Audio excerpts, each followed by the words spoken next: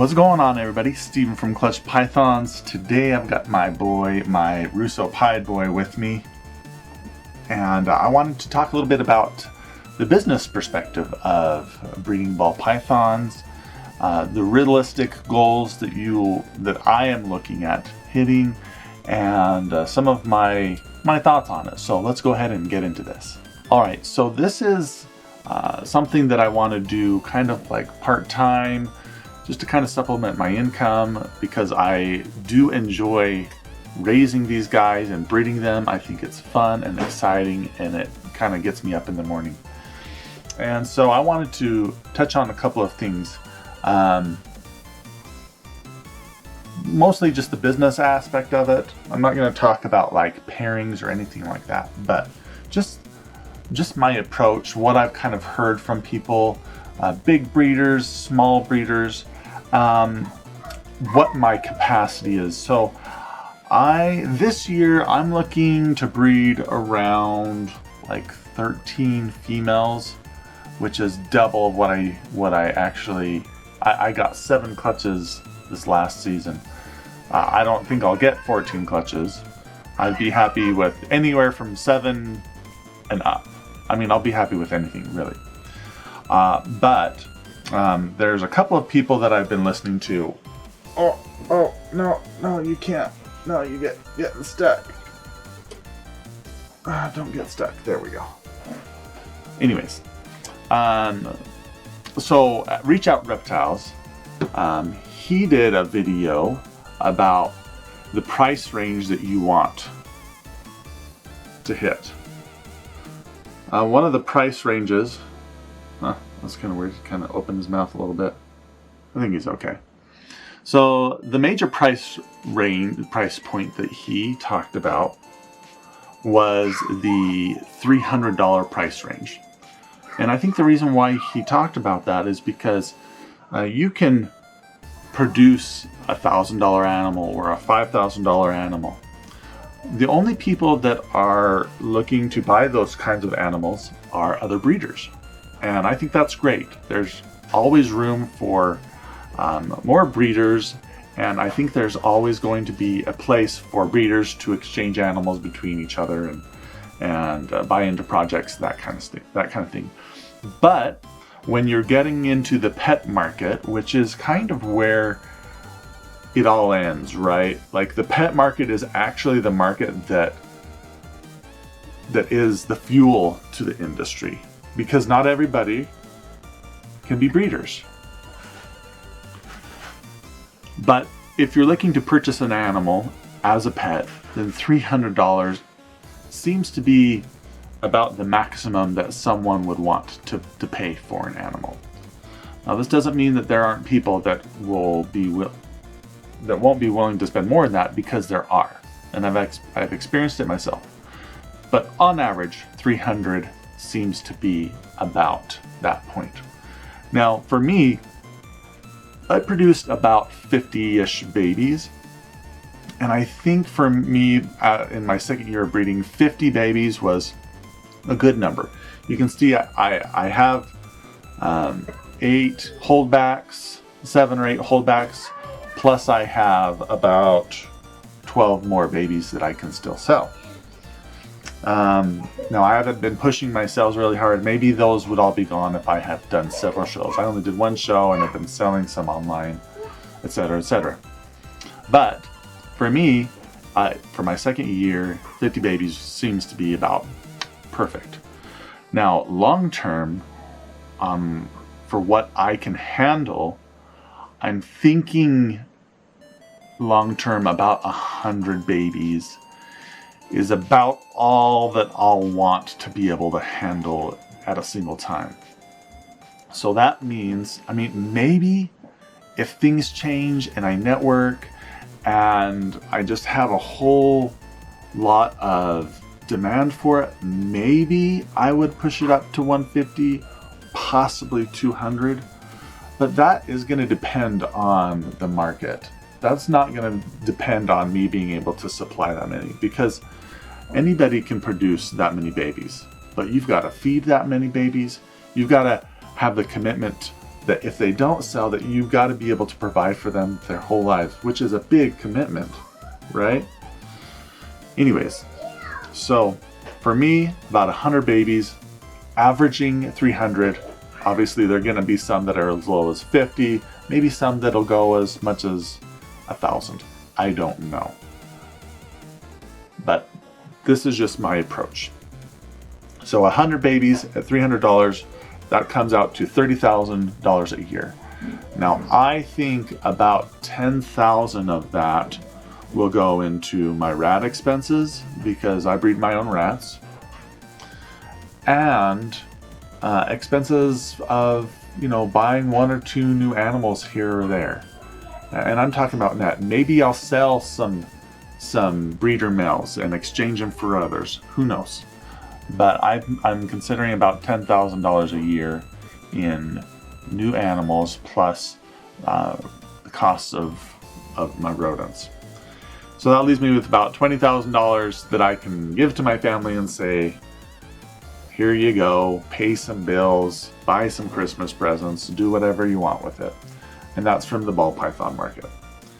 So really thinking about that, and that's about 15 clutches. That's a lot of clutches in my experience. Now, some people produce 15 clutches in a weekend, and I don't, they've been doing this business for a really long time. They have a lot of networking. Oh, there's a cat. I've got to put this snake away. I don't want the cat attacking the ball python. They've been in the business a really long time. So, hi kitty. What? So I want to talk about next is my approach to buying new animals. So I recently just bought a $2,000 new animal, a breeder male, unproven. And for me, this is the biggest purchase I've ever made. For a lot of people, it's just everyday business. They buy $2,000 animals here and there. They buy $5,000, $10,000 animals. But $2,000 for me, that is, and my risk tolerance, that's all I'll do this year. And so let's say that I take that $2,000 animal and I just breed it to a normal female. Or maybe I breed it to, so he's going to be a clown. I don't want to tell what he is until I actually get him. He's going to be a clown. Let's just say I breed him to a het clown female. Now, some of those babies are going to be worth $50 because not all the babies would be clowns. But some of those babies could possibly be worth, $1,500 or $1,000 or $500. My point is that me buying a $2,000 animal doesn't guarantee that I'm going to produce $2,000 animals all day long.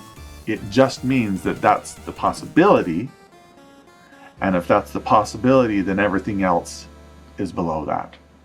So my point is you put a lot more into it than what you can expect out for each individual baby. Now, maybe that dad and the het clown female, maybe they produce babies that equal $2,000. Well, that's great because I've paid for him. Maybe they've equaled out $3,000. Well, now we're getting somewhere. Now we can actually do something with that money. So I just wanted to talk a little bit about my approach to the business, because I'm not, at least right now, maybe in 5-10 years, things will be very different. But I don't see me doing a lot of investment in ball python buying. Unless people are demanding it from me. Right now they're not.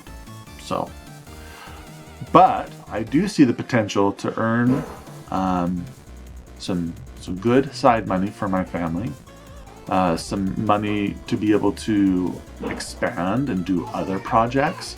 So for instance, right now I have 3 Ackie monitors that I'm raising up. I raised them up from babies, and they're about 10 months old now. They're at about the age that they're showing some sexual dimorphisms, some differences.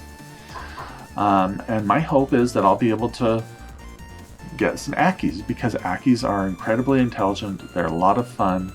They are really interactive. People love them. They're small monitors, and they're not very common in this area. Now, in the future, what I want to do is I want to also, so I spent $1,500 for those 3 Ackie monitors. Now that was when Ackie monitors were like at $500 a piece. Now they're more around $300 to $400 a piece. So I could have essentially, bought them for $900. But I bought them from Canadian Cold Bloods in Canada, had them imported to the United States because I wanted them from a reputable seller. I'm fine paying more money if I know that those animals are not just from somebody that doesn't really know how to care for them. Anyways, my point in making this video is that this small business of ball pythons, which I love to keep, I love to breed, it's a lot of fun, it's satisfying. I'm taking it as a jumping off point into other markets as well. Now, some people, they'll want to just stick with ball pythons, and I think that's great. They have that right. They can prove out their business plans to see if they worked or not. But for me, I want to diversify just a little bit, just in case something happens, because it has happened before. This is not the, so, you go back to the Dutch when they were selling tulip bulbs, and tulip bulbs were selling for as much as a house was worth. Come here, kitty. I got this kitty here. You're super sweet. People were buying tulip bulbs that were worth the value of a house, and then shortly after, the market tanked. Now, I'm not saying that the ball python market is going to tank. If I thought that, then I wouldn't have tons of ball pythons. I would have some, but not tons. But I do think that there's a limit to what the end customer, who eventually is the pet buyer, all right? They're not the breeders, they're the pet buyer, that they won't be willing to pay more than that $300. And that's why I'm designing my business plan around that $300 mark. I think it's smart to go higher than that, and I also think it's smart to provide animals that are less than that. But, so for instance, Miguel and Justin Kabilka. Miguel from Always Evolving Pythons. He's done fantastic with high dollar animals, and I think that's great. And so has Justin Kabilka. And then you have people like Brian Barczyk. He was in the investment ball pythons for a while, but now he is in the pet animals. And I think that there are reasons why he did that. One video that you go watch is Jason's Exotic Reptiles. Just go search Jason's Exotic Reptiles and type in business. And he tells you that $300 he can sell $300 animals all day long. And so that's what I'm designing my business around. I'm designing it around the kind of business that I can afford, and the kind of business where the end user, who is the pet buyer, will be able to meet me at. So anyways, that's my 2 cents. I realize it's not worth very much just because I haven't been in the marketplace like a lot of these breeders have been. But it's my approach. It's my risk tolerance level. Like, I bought a $2,000 animal. That's crazy, right? For me, that's crazy. For other people, that's fine. But who knows? Maybe I'll be wrong, and I probably will be in a lot of ways. So, long-winded discussion. Let me know what you think. Are you going for the high investment? Are you going for the pet ball pythons? Do you want to breed high-end, low-end, medium? There is a medium there, which I think is a lot of valuable, has a lot of value. So let me know what you think. Anyways, this has been Steven with Clutch Pythons. Until next time, guys, thanks for hanging out.